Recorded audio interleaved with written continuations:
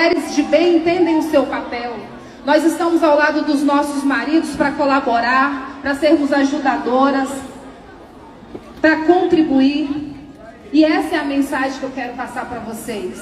O movimento do PL Mulher nasceu dentro do PL Nacional. Nós precisamos trabalhar em colaboração para que a gente possa fortalecer o nosso partido. E hoje estamos aqui dando posse para nossas presidentes, para a nossa presidente, a deputada federal Netinha, para que a gente possa fortalecê-la no seu estado e que ela venha fortalecer também as nossas presidentes municipais, para que isso volte para o nosso partido, fortalecendo o PL e elegendo o maior número de vereadores e prefeitas do Brasil. Esse é o nosso trabalho. Nós queremos trabalhar em colaboração, homens e mulheres trabalhando com a finalidade de elegermos gente de bem, para que a gente possa mudar a política do nosso país. A política, ela é uma ferramenta de transformação. Quantos aqui já não fazem política? Eu sempre fiz política, mas eu não fazia uma política partidária. Eu comecei no voluntariado aos 14 anos de idade. Essa é a pauta que arde o meu coração. Aos 35 anos, eu comecei a trabalhar com a comunidade surda. Por que eu comecei a trabalhar com a comunidade surda? Porque eu ia para a igreja e me sentia incomodada por saber que nós temos 10 milhões de surdos no Brasil e cadê os surdos dentro da igreja? Por que não tinha surdo na igreja? Por falta de acessibilidade. E por que apenas 1% se declara cristão? Por falta de acessibilidade. Eu me senti incomodada, eu falei, eu preciso mudar a realidade dessa comunidade. Eu preciso que algo seja feito. E ali eu começo a abrir a minha casa. O meu marido, deputado federal, toda terça-feira ele ia para Brasília. Quando ele saía, entrava um grupo de 20 surdos para poder estudar a palavra de Deus. Ali eu era anfitriã. Entrava o pastor e a nossa intérprete de Libras, a nossa líder Elisângela Castelo Branco, para nos ajudar, para levar palavra para essas pessoas que eram invisíveis diante da sociedade. E quando eu chego em Brasília para fazer aquele discurso que nem eu sabia como ia acontecer, e muitos dizem, né, muitos falaram por muito tempo, que foi marketing do amor. O verdadeiro amor. O amor que faz você se colocar no lugar daquele que mais precisa, que faz você sentir a dor do outro. Eu só queria homenagear os meus amigos surdos naquele momento. Falar para vocês, vocês são importantes e vocês serão valorizados no nosso governo. Era só isso que eu queria, nada mais. Só que isso tomou uma proporção muito grande, uma repercussão. Netinha aqui, por 2 anos seguidos eu era a Esther e a primeira dama que tinha discursado em Libras. As pessoas se aproximavam para falar que eu era essas duas figuras. E foi um momento muito importante para eles. Porque aí nós começamos a trabalhar. As pessoas começaram a se interessar mais pela comunidade, a conhecer a cultura surda. E aí agora, alguns podem não conhecer, não ter nenhum parente, nenhum amigo, mas agora você vai conseguir se colocar no lugar deles. É você viajar para os Estados Unidos, não conseguir fazer um pedido de uma comida, ou você passar mal, não conseguir se comunicar, tendo ali a barreira comunicacional, linguística. Você não conseguir comprar uma medicação. Você se sente estrangeiro naquela nação. Você não consegue se comunicar. Mas isso é esporadicamente. O surdo no Brasil, ele se sentia estrangeiro em sua própria nação. O surdo tem a barreira todos os dias. É uma gestante que vai ganhar o seu filho e que não pode compartilhar esse momento sublime porque existe a barreira linguística. É o surdo que é preso por engano. É o surdo que é medicado com a medicação errada. Quantas histórias, meus amados?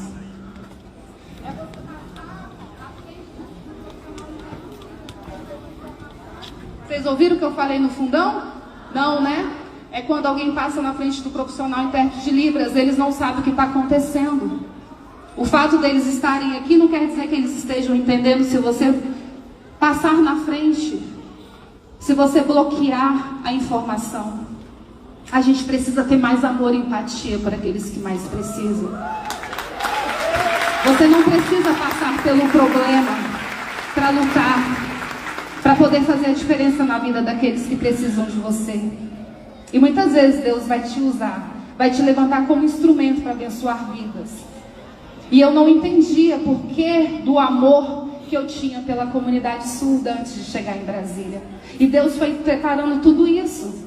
E eu falo para vocês da minha vocação de trabalhar por aqueles que mais precisam. Quando em 2018 eu não acreditava na eleição do meu marido.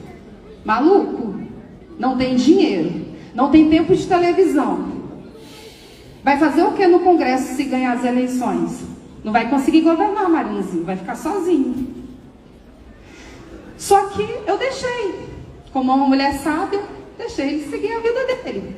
Falei, só vou orar para Deus abençoar e tirar isso da cabeça dele, né?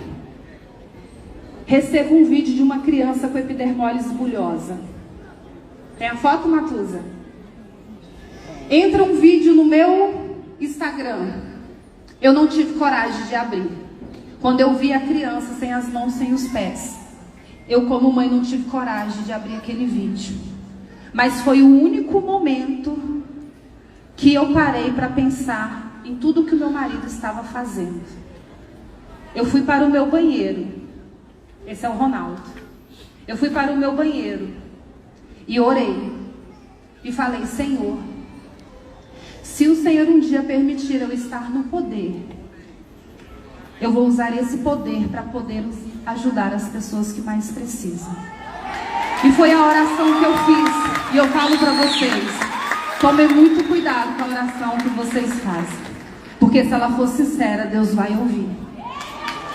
E no dia mais importante, para as nossas crianças, para os nossos jovens, porque muitos não chegam à fase adulta, eles morrem de câncer. Eu fiz essa fala no Ministério da Saúde. E como nós temos a maioria dos veículos de comunicação, são usados pelo mal. Eles distorceram a minha fala. Colocaram, Michele Bolsonaro faz pacto com Deus para estar no poder. Isso marcou tanto a minha vida, gente. Como as pessoas são desumanas, como nós estamos a passos largos da degradação. Como as pessoas não têm mais sensibilidade, como as pessoas não respeitam a dor do próximo.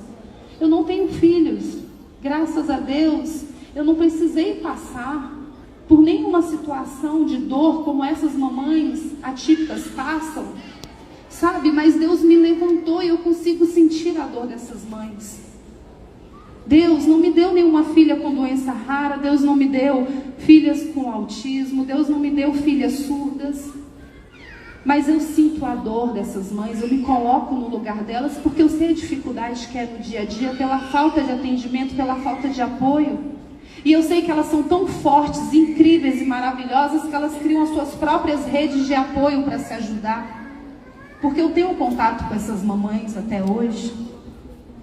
E eu falei para Deus, assim que eu chegar em Brasília, quando tudo aconteceu, meu marido sofreu o atentado pelo ex-pistolista, ganhamos as eleições com muita dor, com muitas sequelas, temos sequelas até hoje, sim, meu marido para o resto da vida, vocês sabem toda a história.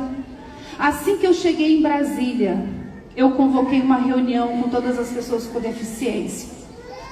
E ali eu pedi para o nosso ministro para a gente poder construir o primeiro protocolo para epidermólise bulhosa, para que a gente pudesse homenagear o Ronaldo, que infelizmente voou para os braços do pai. Mas muitos estão sendo beneficiados por esse protocolo. 11 meses é o prazo para eles fazerem a entrega. Nos entregaram em 11 meses, cumpriram o prazo, voltou para a sociedade civil, fizeram atualização em mais 3 meses, nós entregamos para a comunidade GB. Só que a tristeza maior é você chegar e não ter. Pode colocar a foto do Lériston Mateus. A tristeza maior, essa é uma criança, não é uma criança, é um adulto com 25 anos. Já não tem mais as mãos e não tem os pés. Muitos usam prótese capilar, não tem saúde bucal, esôfago, enfim.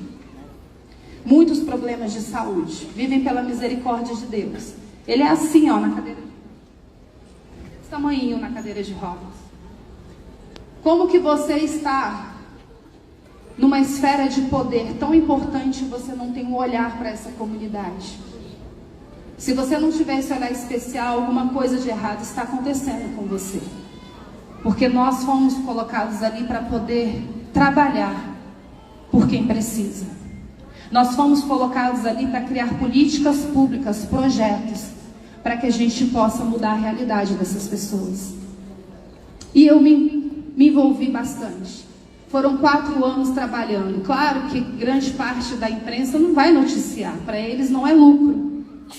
Mas se empenham para assassinar a sua reputação diariamente.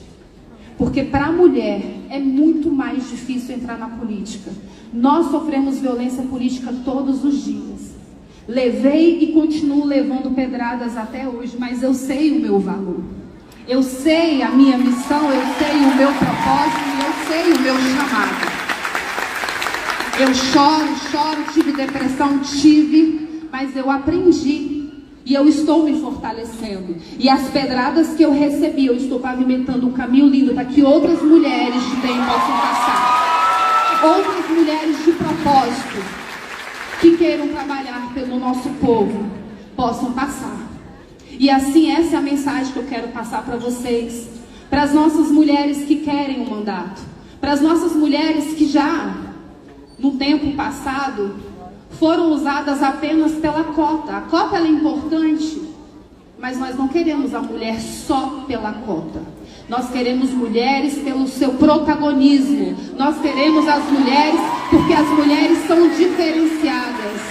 Elas transformam as suas dores em pautas. Elas transformam as suas dores em causas. O homem galego, ele sabe a dor do parto na teoria. Eu falo isso que o ginecologista obstetra sabe muito bem a dor do parto. Mas na prática, nós mulheres é que sabemos.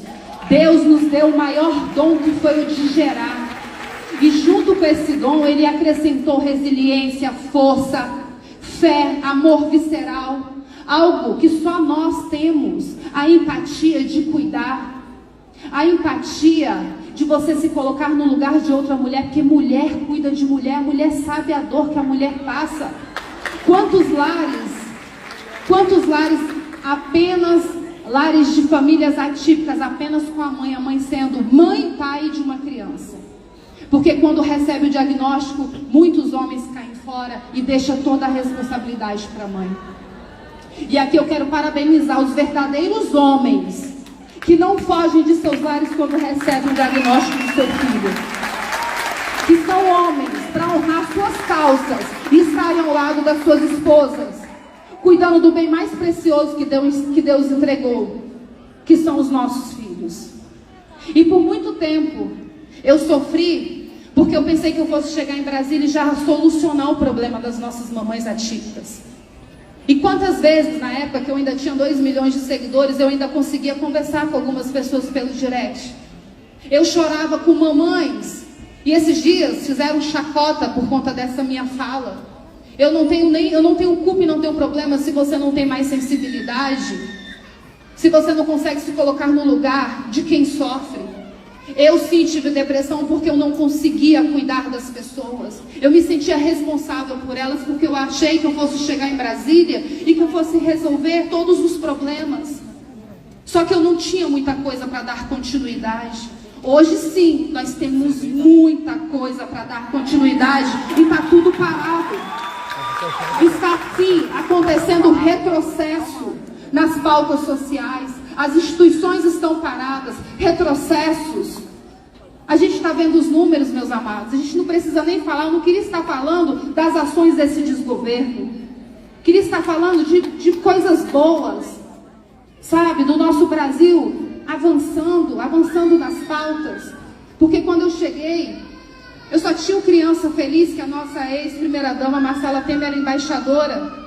E eu ampliei o Viva Voluntário, tornando o programa Pátria Voluntária para incentivar e fomentar o voluntariado no Brasil, porque eu creio nessa pauta que transforma homens e mulheres, adolescentes, como eu vejo o resultado dentro da minha casa, meninas menos egoístas, meninas sensibilizadas com a dor do próximo.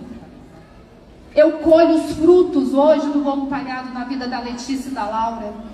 É isso que eu quero, que as minhas filhas tenham um olhar especial para quem mais precisa.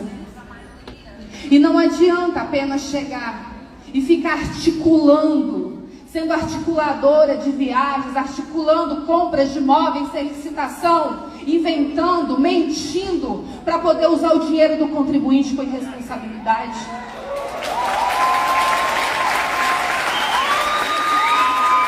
E a gente vê quantas injustiças, tudo que tem sido feito. O presidente Bolsonaro chegou e mostrou que é possível sim fechar a torneira da corrupção, porque ele encerrou o governo dele, deixando 54 bilhões, deixando o Caixa Azul pela primeira vez na história. Cadê o dinheiro? Por que não fizeram? A gente passando pelo pior momento do Brasil, que foi a pandemia, os reflexos da guerra, o problema em Brumadinho. Quantas dores, meus amados. Mas Deus sempre esteve conosco, porque nós não temos projeto de poder, nós temos projeto de prosperidade para o nosso povo, porque o povo merece. A nossa nação, ela é rica e abençoada. Nós não queremos mendigar, nós não queremos que o nosso povo seja escravo. Nós queremos que o nosso povo tenha liberdade, que o nosso povo entenda sobre política para que vocês possam exigir os seus direitos. Não aceitem mais, não aceitem. Lutem contra esse sistema. Quantas pessoas infelizmente ainda vivem pelo voto de cabresto. Não, vocês são pessoas libertas, o Maranhão é um povo liberto. Nós precisamos de pessoas de bem, envolvidas na política, tomando decisões. Chega dessa política mentirosa, que nós temos um representante que é o pai da mentira, sim, porque tudo que falou em campanha não cumpriu nada. E ainda tira do pobre para poder viver as suas viagens. Assim é socialista. Até esbarrar com uma grife. São capitalistas travestidos de socialista. Amam o que é bom, mas escravizam o povo de bem. Escraviza um povo trabalhador, tira da boca dos nossos filhos, tira da boca dos filhos daqueles que mais precisam, para poder custear seus luxos, suas viagens. Precisa viajar? Viaja, mas não precisa esbanjar. Não esbanja com dinheiro público, não. Não esbanja com dinheiro do contribuinte, não, porque nós temos excelentes embaixadas. Aí você vê quando tem responsabilidade e quando não tem.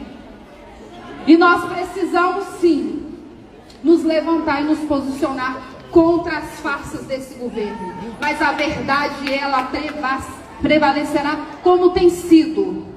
Como Deus tem mostrado todas as mentiras. Mente na segunda, Deus desmascara na quarta. Mente na quinta, Deus desmascara no domingo. Não adianta achar que o povo não está entendendo mais sobre política. Bolsonaro foi um homem que foi levantado por Deus, sim. Bolsonaro foi um homem. E em cima de João 8,32 ele fez a campanha dele. E isso é muito importante quando uma palavra, um versículo de Deus é gerado no mundo espiritual. Ah, Lucas 12,2, como tem sido forte e eficaz nesse momento que nós estamos vivendo. Aonde usar o versículo para fazer chacota com a minha fé. Ah, mas eu agradeço tanto porque foi gerado e nós estamos vendo as máscaras caírem. Nós estamos vendo, por um ano, assassinar a nossa reputação falando que nós tínhamos levado os móveis. Pura mentira. Eu sempre falei aonde os móveis estavam. Eu sempre falei, estão no depósito de número 5. Eu dava até o número do depósito. Eu dava até o número. Existe um servidor com um CPF, minha gente. Vocês acham que se tivesse sumido, esse homem não estava atrás das grades, ele não estava querendo seu direito ali para se defender? Para de brincadeira. É achar que o povo é besta. Para. Eles acreditam tanto na própria mentira que eles passam com propriedade. Mas não perdura não, meus amados. Não perdura não. Mas nós estamos aqui para falar de coisa ruim, não. Nós estamos aqui para falar de um novo tempo para o nosso Brasil. Vocês não teriam saído das suas casas, não teriam viajado quilômetros num sábado, podendo estar com a família de vocês, descansando para me ouvir. Vocês estão aqui porque vocês têm esperança de um Brasil melhor.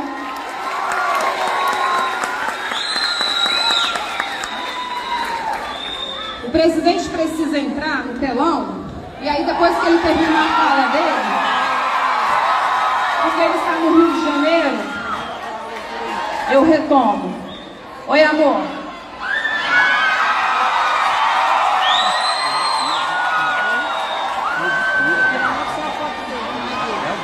Vai entrar agora?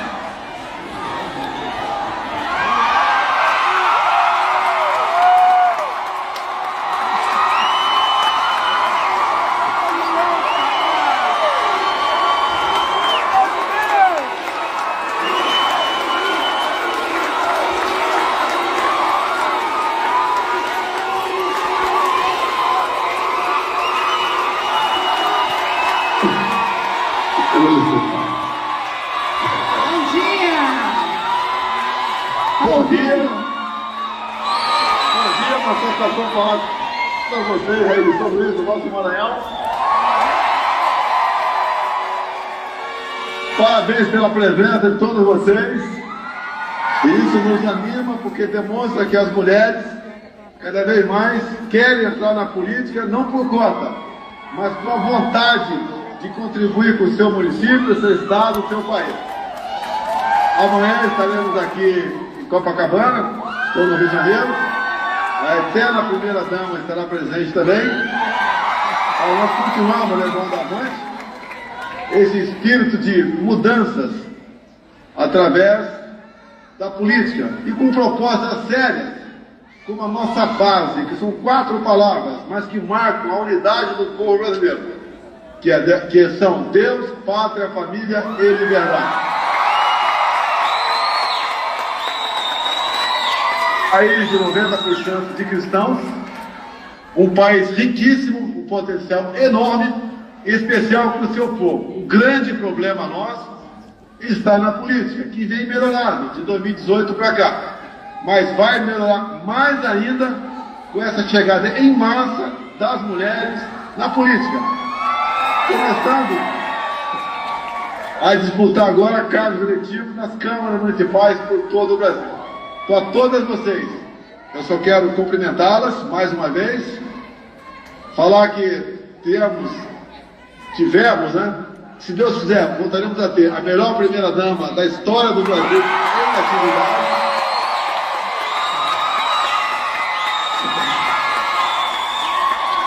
E dizer a vocês que não existe nada mais